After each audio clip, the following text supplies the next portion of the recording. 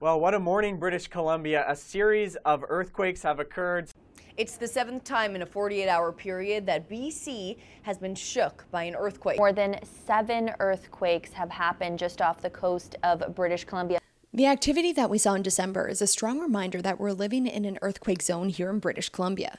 But the truth is, a lot of residents aren't prepared if a big one were to strike. Most people have smoke detectors in their homes, so they're prepared for the fires in that way.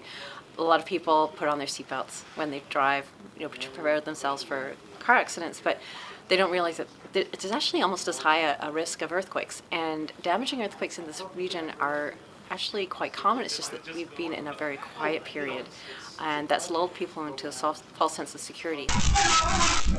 Earthquake seismologist Alison Bird says it's important to be ready for earthquakes by having a plan, an emergency kit, and practicing drop, cover, and hold.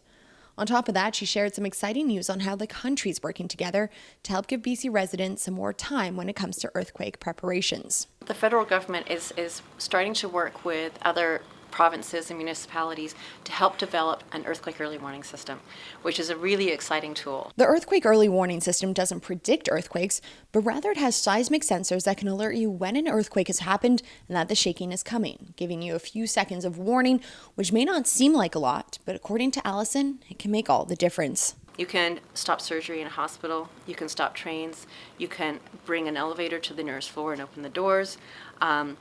You can have people do their drop, cover, and hold on, park data drives so that the computers are safe. It's amazing, all these little things you can do with those few seconds of warning.